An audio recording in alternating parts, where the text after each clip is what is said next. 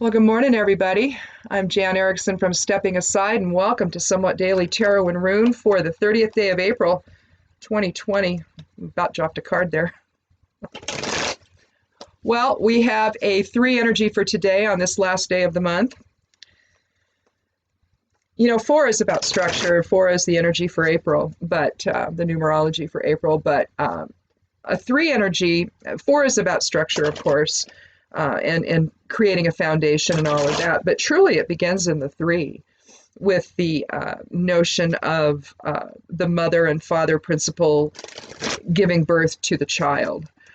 So that's the strength, that's the beginning of the family structure. So in a sense, the 3 is an even more powerful number. You're aligning mind, body, spirit. It's the triple. It reflects the triple aspects of life: maiden, mother, crone, past, present, future. Anything like that. Super ego, and id. For you people in psychology, you know that.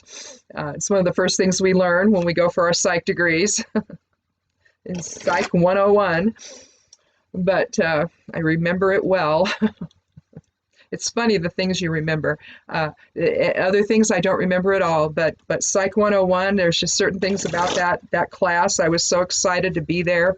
My very first real live college level psych course, I had graduated when I was a junior from high school. My birthday's in October, so I was 16 when I graduated, and I did high school in 3 years and went right into college that summer term. And so I took Psych 101 then, and oh my gosh, I just felt like I had arrived, So anyway, I was always the good girl student in school, so I was the A student. People copied off me. It was awful. I hated it. Anyway, not always A's though. Sometimes some B's, but mostly I did pretty well though, and I loved college. College was just the best. So I did it again a second time. So. And I went for a business type of a degree. I went for a computer information systems degree, kind of coupled with accounting as well. So lots of different educational experiences. These days, of course, we're doing it online, and that may be for the foreseeable future. They're talking about even questioning whether or not they're going to open up in September. So I don't know. We'll see how this goes. Moon's in the second house of Leo right now. If you can, be creative today. Have a little fun if you can. Second house is about possessions, and so if you have funds, disposable funds that you can safely use and not do something when you should be saving it for toilet paper or something. If you have a little bit of money like that, you might order something nice for yourself. Moon square Sun. Tensions arise today. Balance and equilibrium could be off anytime you have, difficult aspects or contrary aspects between the moon and sun. It's about emotion versus intellect, basically head and heart. You're going to want to try to balance that today. Maybe you can find a new way to express yourself. If you're trying to get something out, you might try a different approach, but just do it calmly. Moon square Uranus, again, tension is high. Avoid willful behavior. Try to see things from a new perspective. So you can kind of see what the idea is with the moon and our emotions and cycles and all of that today. The moon trine Chiron, we're going to be more sensitive than usual today. But that can be channeled into healing both self and others. So again, try to make use of this energy in a way that's creative and positive, and it should get you through okay. There really wasn't much else. Venus still 12th house Gemini, it was here was a change from yesterday. Yesterday, Venus was semi-square Neptune, so the square wasn't quite as strong. But now it's square Neptune, so situations and people really may be confusing right now. Use your intuition, keep an open mind, think outside the box. And the biggest change, I think, in that is we're going to want to try to avoid making big decisions today. Until the situation is more clear, until emotions settle and things like that, literally this could just be a function of the moment. We talked about this yesterday. Some of this especially if you're still, at home with people you're not accustomed to being around during the day, it's going to take its toll. And we all just need to know that and accept it and be at peace with that. And just accept that this is an unusual time in our lives. And it's going to take some extra thinking outside the box, some extra patience. And who knows, we might discover a whole new way of interacting with one another that we never thought possible. And no, I don't mean we're going to be at each other's throats. We could be, but it could foster something better. So I guess that's my point. Try to think a little bit outside the box. Let the Aquarian energy that's flowing through the chart today. Some of it's Capricorn, some of it's Gemini, some of it's Taurus.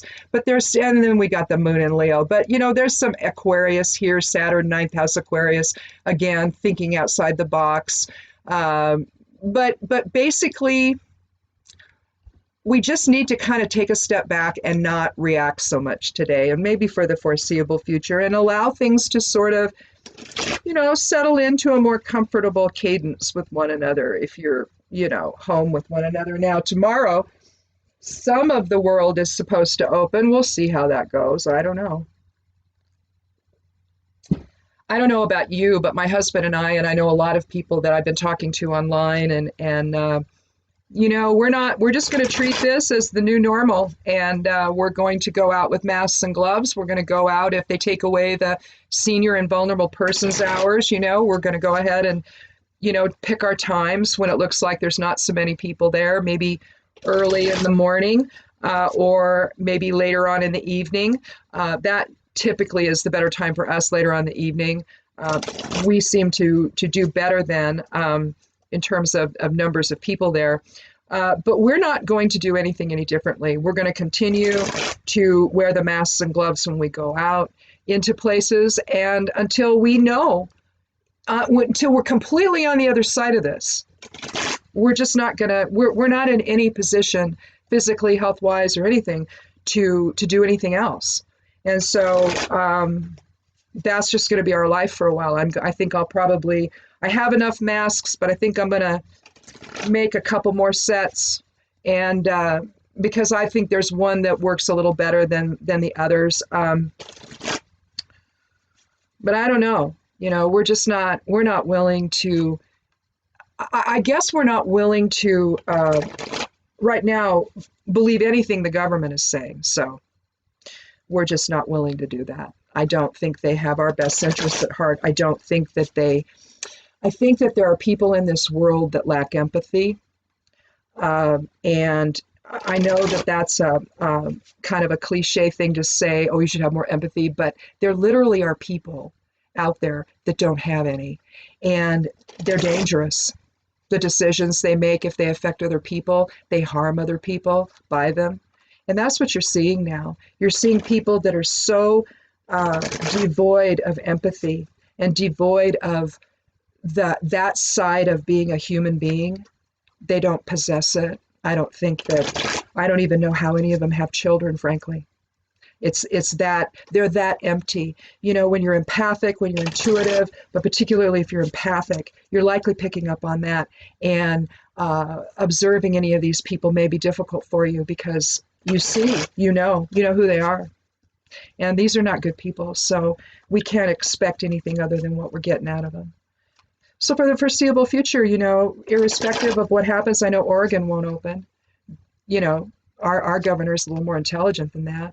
She's going to do it. I guess we're part of that consortium now where we're going to make these decisions together. Several states, I think there's 5 states or something in it maybe now, I don't know.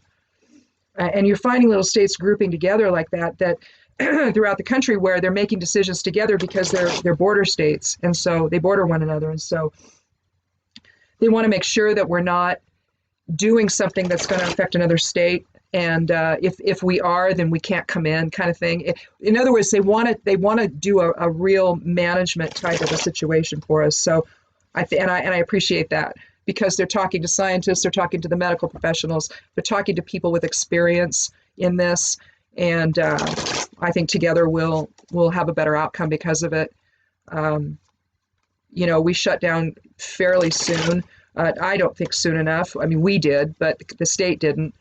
But our numbers are looking far better than what they would have.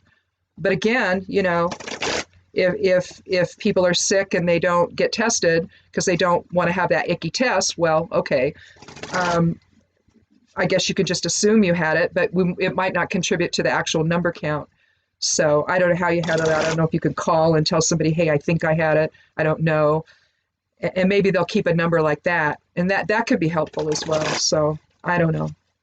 Just to see where we are. But if we don't have accurate numbers, then we're never going to know, are we? We're just going to have to guess. And you know how that goes. That doesn't work out very well. So anyway, I hope everybody's staying safe and protected and well. So let's go ahead and get started and take our first 3 cards. If we need more, we'll take them, but if not, we'll move on to the Elder Futhark rune, and we'll close out by creating a geomancy rune. So let's go ahead and take our first 3 cards. If you've been here before, you know I take the 13th card each time for randomness sake. If you haven't been here before, welcome. And click subscribe. I'd love you to do that if you haven't. So we have the 10th card of the Major Arcana. We've been getting a lot of major cards in the readings. Yesterday we had 2 plus an ace, which, you know, you might as well count that as a major card, but at least in terms of the minor arcana, it's the beginning of each suit, and it holds all of the power of the suit. So it has, to me anyway, the same level of power. But here you have the Wheel of Fortune. We'll talk about those when we're all done.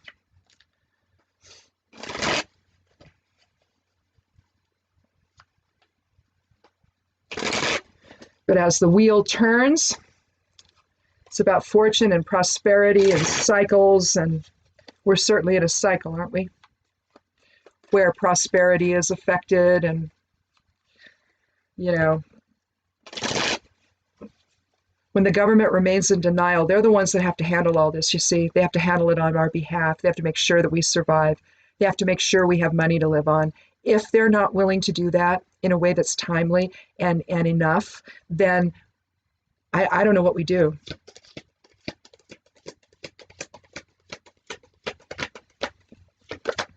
There's no way for people in this day and age, unless you're, you know, fabulously wealthy, to have enough to be able to contend with something like this. If you have a monthly income, you can. If you don't, you can't. And so I don't know what they expected people to do. Here we have the Fool. Undeveloped potential. It's interesting, the Fool and the Wheel of Fortune. What if we get the World next?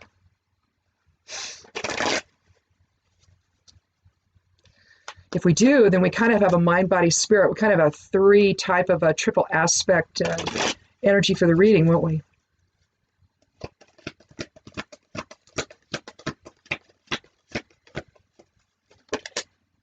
Well, we have the Chariot. So we sort of have that. Sort of. I'm going to put the Chariot in the middle.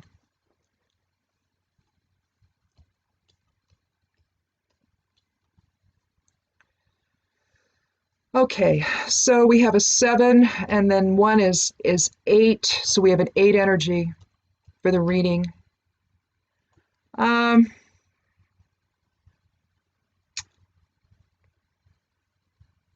You know what? I'm going to change it to the Fool being in the center. Let's start with the Fool.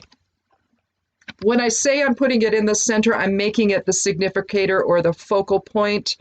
Either the other 2 cards are going to inform whatever the focal point card is or significator card is, or we're letting this inform the other 2. So it's kind of a yod effect. If in a yod, in an astrological pattern called a yod, aspect pattern called a yod, the 2 at the it's an elongated skewed triangle, okay, and the 2 planets or planetary bodies down at the bottom here, and here's your focal point. They're the ones that are getting along and informing this other one that they really don't understand, but the effect of their interactions and their strength and all of that informs the focal pointed planet at the point, okay?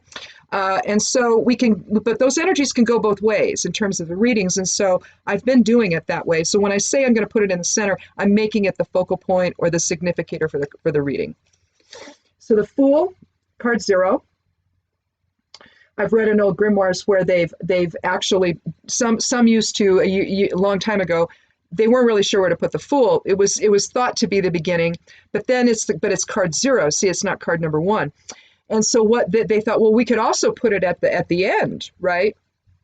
But realistically, it's taking the leap of faith into form. Okay, when the soul does that, soul chooses to incarnate, and they take that leap into the body, basically, and into form. There's a philosopher called Lessing, and I remember in college they had a class. I don't know, it was a Kierkegaard class or what it was. It may have been. And Lessing was one of the guys we also read in conjunction, but I don't think so. I think it was a more generalized one because we also read St. Augustine, and we read a whole bunch of different things. But one thing we talked about was Lessing's leap of faith, and really that's the embodiment of the Fool. Because you're taking that leap of faith, and I mean, that's not what we were talking about. You're taking that leap of faith that whatever you're going to do, experiencing on the unknown is going to be okay. You're going to be okay either way. Whatever this is, you're going to take the leap of faith.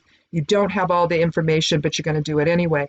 Well, that's what happens when you focus into form. You don't know for sure what you're going to be doing. You have the overall theme, you know what your goals are and all of that. But how you put it together, that's the unknown. And what will be the balance between ego and spirit when you get here? And for most of us, we go through the veil, we forget what we are, we forget that we're spirit. We come out, we're these little babies, and spirit is still present there though, right? But over time, the environment, our home life, all of that sort of shapes that out of us. It affects us. And either we have parents that are constantly talking about who we are as spirit, maybe you align with that and then you retain it. But if you don't, then and most people don't, then you're not going to remember. Eventually, you're going to be these little ego bundles, and somehow or another, we have to remember over time that, in fact, that's not what we are. That's the whole goal. It's not that we work our way back to God. We just have to remember that we're God energy. It's not about doing good works and you pile up enough and now you can, return to the Creator. No, we are the Creator, expressed into form. We're just individuated aspects of that source energy. It was never the whole patriarchal aspect of it, of God as Father. No. There's no gender there. I refer to that presence as the Great Mother, but I also know that that's just, a name. It's how I conceive of it. So if you want to conceive of that energy as a masculine, paternal, fatherly energy, you can do that. But we all just have to understand that that's not actually true. There's not the Heavenly Father and it's not the Great Mother. It's the source energy. That's what it is. Pure love energy, basically. So with respect to the Fool, then, we know today that we have a lot of undeveloped potential. And when we align our mind and our body and our spirit together, the heaviest weight is on the spirit aspect of that. Spirit is informing. Spirit is raining down those energies upon us and informing the ego and helping to transmute the ego, basically. Being that example that the ego then wants to go and be a part of, instead of saying, oh, me, all that matters is me. So we have the undeveloped potential for that. Now, we come into balance with the Chariot, don't we? Where we learn to either take the reins or in other words, we learn to resist or we learn to allow. We take control or we allow, okay? And we need to have the wisdom to know when to do what. If this were a 7 energy day, then we would be looking at, this would have a little bit more meaning perhaps, but basically we're talking, this is a card of balance. Think the scales and think of the sphinxes or the lions or whatever you want to call these guys. Think of them as the 2 pans of the scales and think of the king as the resting point in the middle. Okay, so you've got 3, 4, 5, 6, 7, right? So each side has to be weighted the same. Empaths know this as the time where we observe instead of absorb. If we get down into the lion energy of it, the Leo energy of it, then maybe we're going to be fighting amongst ourselves or within ourselves, right? trying to figure out what to do. Do we act? Do we stand back and watch? What do we do? We have to balance that polarity within. But truly, the polarity that we're balancing is resistance and allowing versus allowing. It's really energetically what it is. We see the castle in the background. Looks balanced back there. You see the two wheels. You see the winged sun and the dreidel on the shield. And the dreidel is not leaning over, or it's spinning in a, well, it's a representation of it spinning upright. So everything in balance, everything healed. We see the cube on his breastplate. Down below, the representations of the triple goddess, triple aspects. His collar is going to be the center one. But you see the two moons on the two crescent moons, slivered moons on his shoulders, with the center one implied, basically. The cube is about structure and our foundation. You see his crown has got a very large star on it. You see the Merkabahs on the cloth above and behind him.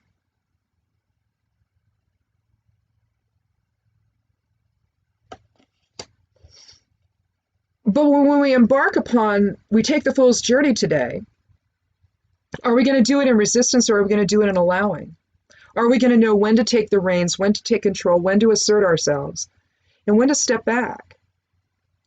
With respect to what I was starting to say about empaths, what empaths know about this is being able to understand that there's energies out there that are tapping us on the shoulders that seem interesting, that we might want to react to, we might want to connect with and check in with, but knowing that we have to stand back from that.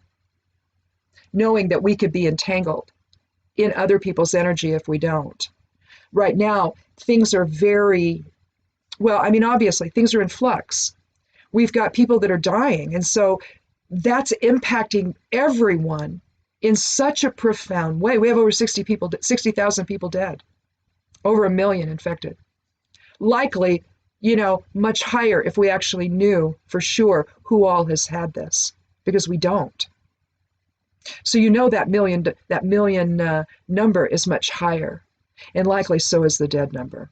Because if we don't know if you had it, then if the bodies are not being tested, if we're calling it something else, it could have been, the ultimate death could have been fostered or could have been predicated upon getting that virus. If we don't test even all of the dead bodies, that we don't know how they died, if we assume it was a heart attack, we assume it was a stroke, we assume it was something else, we're missing the actual numbers.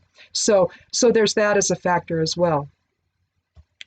Now, if we understand in terms of our taking that leap of faith, if we use our undeveloped potential properly and align in mind, body, spirit balance, then we're going to have some success as the cycles continue.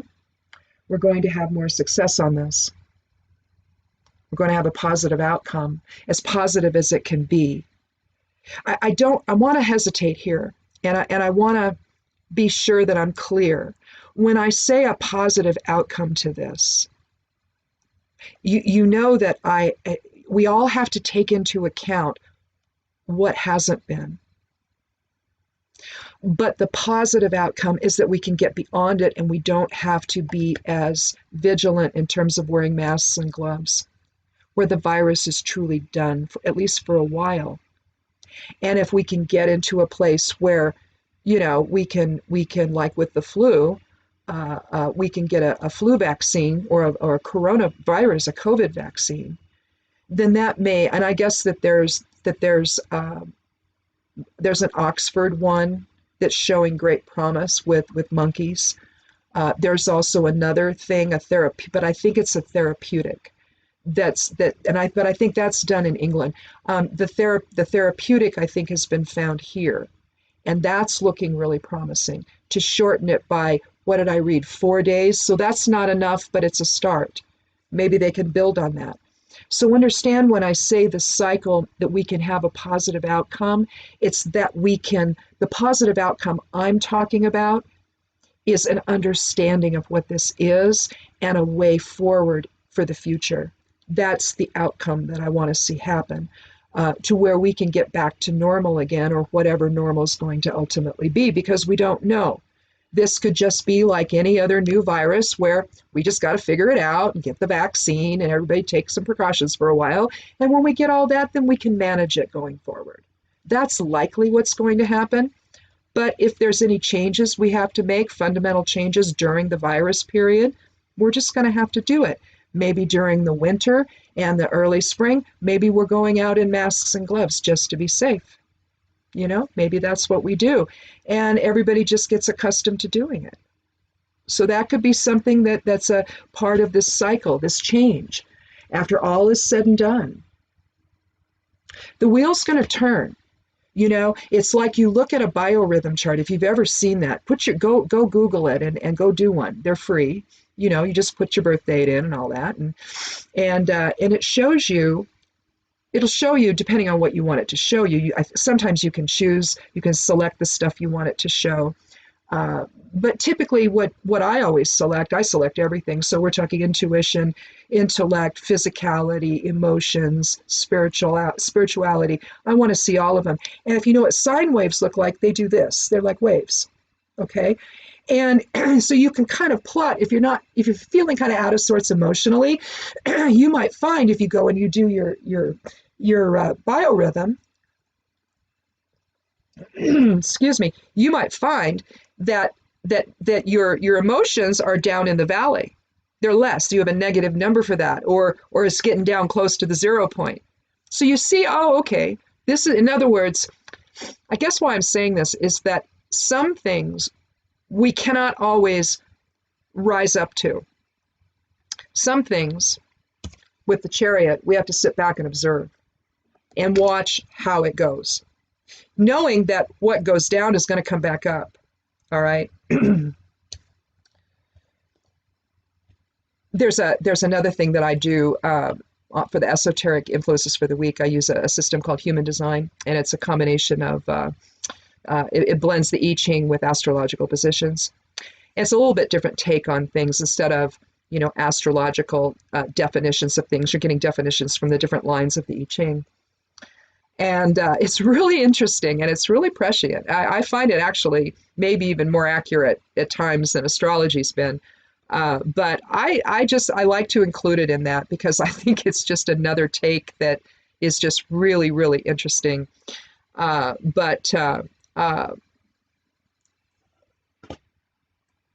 of the things about it is that it's saying, with respect to cycles, you can kind of see the cycle contained within a particular hexagram of the I Ching, whether you're talking about the upper levels or you're talking about the lower levels, because they divide them into two. You've got 1, 2, and 3, and then 4, 5, and 6. But to me, within that, it demonstrates the cycles of things. When you're looking at those kinds of they're called bodygrams or body graphs. You're looking at how the energies move. And that's one of the things that I find interesting about it. And it reminds me, in terms of the Wheel of Fortune, that you're looking at channels of energy that get invoked on these things that you don't, you can kind of think of that in terms of aspects if you're looking at a normal chart. But in Human Design, if you go over to jovianarchive.org, you can actually do one for yourself and see what that looks like. And if any channels come up, they're hooking different I Ching hexagrams together and seeing how those energies blend together is essentially what they're doing. But you can see, and to me, the cycles of life are just really, really apparent with that particular system. So anyway, it was just a little digression.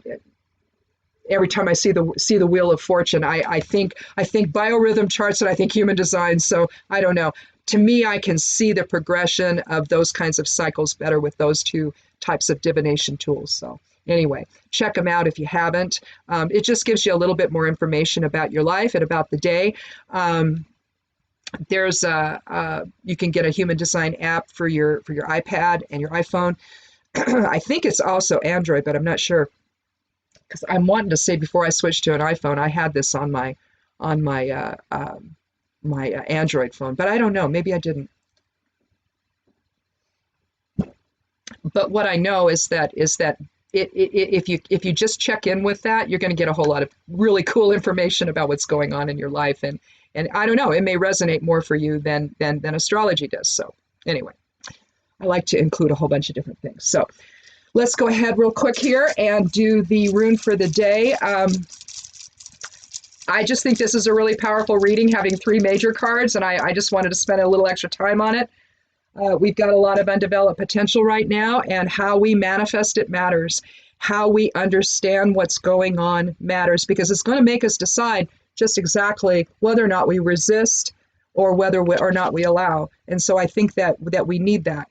Fehu, first rune of the Elder Futhark, the sending energy, creation energy. What are we going to manifest today? Again, manifesting undeveloped potential. I don't know. How we do that matters. And I think that, we have,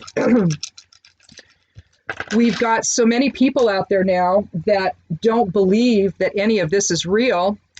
And unfortunately, it's affecting how we do things. It's affecting how safe we are. We go out and about when we have to. We try to do it every 2 weeks, but right now we've got some tractor stuff in at a machine shop, and so we have to go up to, various places to do that. Rather than taking it to the actual machine shop, we take it to a local shop that they're connected to. It's the same business, and so then they run it up there for us. It's a service that they provide, but nobody in there is protected. Nobody's wearing gloves. Nobody's wearing masks. You go to the grocery stores, they're not doing it there either. The feed stores, they're not doing it there either. And they're doing silly things that make no sense. And so it's really scary out there. It really is. So we don't go out very much. And as soon as we're done here with, we get the tractor parts back from the machine shop, the only time we'll go out is every 2 weeks. We just won't. And if we don't have to do that, we won't. But I sell eggs to some folks, and I have to go do that every 2 weeks. We meet, and I usually do my shopping then. So I just try to kill 2 birds with 1 stone instead of killing me slowly over the week. Anyway, we have Fortuna Major here. And that's gain, that's profit, that's success. And again, I think that it aligns well with the Wheel of Fortune. Fortuna Minor is like this. It's complement. The Fortuna Minor or Fortuna Major is about gain and profit and success and a positive outcome. And again, I think that it has to do with the choice that we're making. If we want to, here's another aspect of this, another aspect of the Chariot, especially when paired with the Fool and the undeveloped potential of who we are and who we're going to be here when we're here. Are we going to remember we're spirit? Are we going to only consider the ego? Are we going to forget that we are indeed one energy together? Or are we going to be so caught up in the individuated nature of things that we see the other instead of the other side of self? Okay? So you could say that of the Chariot, that could be some of the choice we're making. Are we going to see people, as they truly are, which is the other side of self? If we're all the Creator's energy aspected into form, how are we not? Okay, we might look individual because that's the point of this, right? But we were never supposed to forget that we're one. That was never supposed to happen. So consequently, now that it has, and we have to try to figure that stuff out, maybe we figure that out through this virus. Maybe we drop the resistance that we're having to it and understand that if we would just come together, and be on the same page, we might be able to get beyond this and life could get back to normal far more quickly than it's going to. All because we've been doing this instead of this. People who think that this is a personal sovereignty issue, perhaps it is for you, but for the rest of it, it's not. It's about survival. So I don't really care what you think. Just stop it. And, think about someone else for once. Just think about somebody else for once.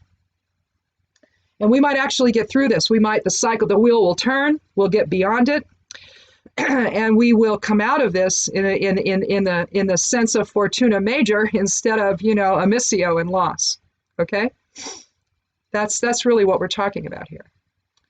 And I think that's what the cards, I think that's what the astrology, I think that, the numerology, all of it, the runes, it's just been heading us in this direction of we're going to have to make a choice.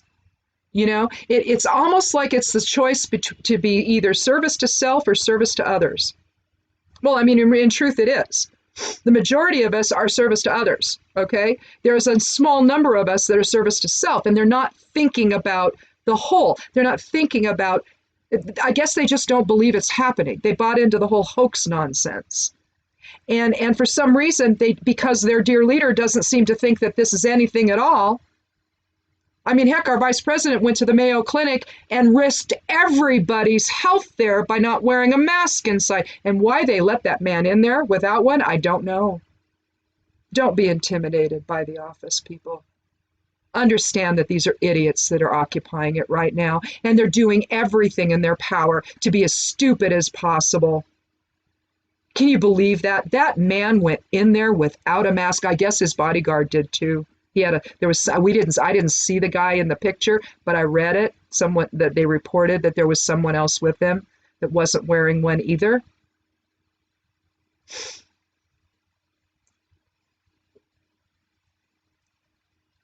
Yep, that's what we got right now, and it's not good enough. It just isn't. These people could be modeling the behavior that we all need to see, but instead they choose this. They're dumb, they're stupid, they're ignorant, they're idiotic, and they don't deserve the offices that they hold. If this is how they want to function during a pandemic, they all just need to go home. Go home, don't come back. We'll figure it out, because unfortunately, you've already made us have to do that anyway. Right? Right? Isn't that what they've said? Oh no, we're the last resort. Then go away. Go home. Leave. Quit. Be gone with you. Go away. We don't need you. Not if you're going to do this. I mean, haven't you guys been there with people that are like this? That no matter what they do, they cause nothing but chaos. They ruin everything they touch. They can't get from point A to point B successfully without destroying everything in their wake. That's what we have now. Just so they can earn a little money for themselves, really? Is that it? While the rest of us, are having to figure this out on our own? Can you imagine where we'd be if they decided to lock things down in February? And that he explained to all of his supporters who seem to hang on every word that he speaks, guys, we need to do this. This is important. Can you imagine if he had done that? Where we would be now? Now he's talking about opening schools. Let the children be home for another month. I don't know. I don't know. Somehow or another, he thinks it's safe for children. And you still got the Republicans out there talking about, oh, well, if you're old, some guy named Ben was interviewed. Well, if you're an 81-year-old grandma in a nursing home, it's not the same as a 30-year-old. Really? It isn't? So the 81-year-old's life isn't as important because after all, they're in a nursing home, so they're expendable. They can die now. It's okay. Just so the 30-year-old can go out on a beach or go to a movie house or go to a restaurant or go to a bar or go to a rally. Really? That can't be where we are, folks. It just can't. So ponder that. I'll see you on Monday. Be safe this weekend. If you have to go out again, take precautions and stay as safe as possible. We'll talk again on Monday. Be good to yourself. Be good to one another. And blessed be.